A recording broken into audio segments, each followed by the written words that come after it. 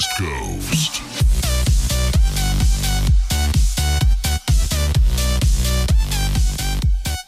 Hello guys, me Swedish Jockey here, and today I'm here with Semmler. How are you, man? Yeah, not bad, man. Doing all right. So you just cast the Cloud9 up game. How do you think that game was? Well, I think that Cloud9 showed up to play today. Optic, whether things went their way or not, they always look defeated for some reason. So definitely a little bit of a shaky game for them. It makes me wonder if there's anything going on in the background there, or what's going on. So yeah. So obviously you have the this tournament now, and then you have the E-League playoffs. And before this, you had Brazil ESL Pro League, and you also had another tournament. Obviously, there's a lot of tournaments like on after each other, like directly. So do you think that you should cut down the amount of tournaments and also online leagues so that you don't risk it oversaturation for not only the players but also for casters and talents? No, the players are the ones to decide on that one. What we could see at the beginning of the year, this was the discussion that was being had. Would players participate in all leagues, or would they cherry pick? They focus on one league, maybe two, leave a third one out. That didn't happen. The players decided that they wanted to play in all of the leagues, right? And so yeah, they're just stuck having to play all these online matches. Dignitas, for example, this weekend had to play here on LAN. They had to play some ECS matches, and so I think that the players, it's going to just take them time, but they're eventually going to work it out where they will focus on one or two leagues, and then they will leave one league out. This is going to help, though, because it means that we'll have less of the matchups that we see every time. Perhaps we only see two teams clash every now and again at LAN because they aren't in the same league. I think it could make things a lot more interesting, but it's going to come down to the players, I think, in the end, because it's not going to be the tournament organizers who are going to slow down. Their whole business model is built on churning out content, so it has to come down to the players to make the play. Then also there was the Nolling Arena thing where there was a caster when Smiths with a couple of shots with the Scar, he said "You only noobs." Like, well, do you think that casters should do that? Like, just go at players like that? Maybe not that much, but do you think that there should be a level of where you go at players? Sure. I mean, it all depends on. I think that players always deserve respect. This is because I spend a lot of time talking to the players, and so I have an idea of just how much work and sacrifice goes into it. And so you do have to have a certain level of respect. Sometimes something happens and you're just going to have a laugh about it, and you're going to make a joke.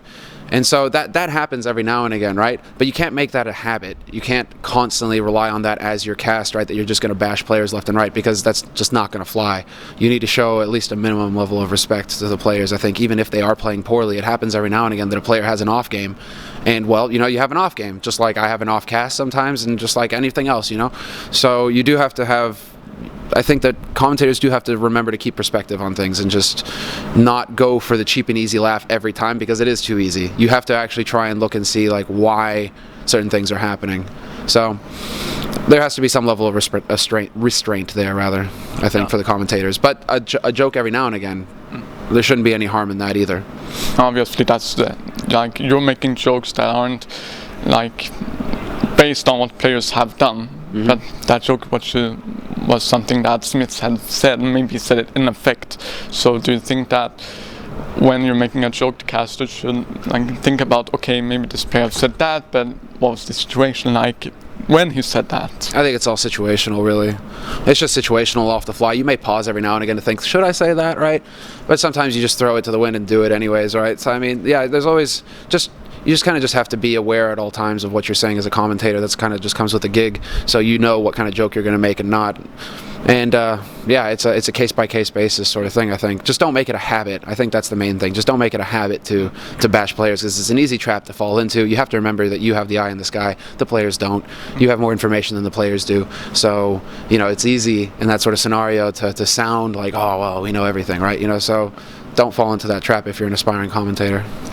And also you have this new pause rule that came along with the new coach rule. Mm-hmm. And I've heard, I think it was Matt or Sedekist who actually criticized it and said that he didn't like it because it kind of destroyed the flow, like for not only the game but also for the cast. So do you think that they should remove that pause rule and go back to the old one? No. I think 30 seconds isn't that long of a break, really. I mean, it turns out it's like 45 seconds basically, because then you have the buy time as well. But I mean, I don't think that it totally destroys it. I think there was perhaps a misinterpretation as to how many pauses you could have, and that some teams were actively trolling with it as well. So I mean, if that's going to happen, then I think it comes down to an admin decision as to whether, if it's clear that the team is trolling, then maybe something needs to happen there. But as far as there just being 4 30-second timeouts across the entire map, then maybe they use 2 timeouts and a half, 3 timeouts and a half. Well, then they only have 1 timeout left, right? So you get a 2-minute break, which is a massive 2-minute break, right? Which can feel like a long time, or you just get a 30 seconds additional here, 30 seconds additional there. I don't think it has that big of an impact personally. Okay. So do you have any last words, maybe to the audience, maybe any last words overall? Yeah, well, thanks to everybody who's tuning in to Dreamhack Winter. It's always a good time here at Dreamhack. If you have the chance, definitely come out. It's worth it. And I'll see you guys next week at E-League. Don't forget to hit the like button if you enjoyed it. Subscribe if you want more content like this. And I'll see you in the next video. Peace.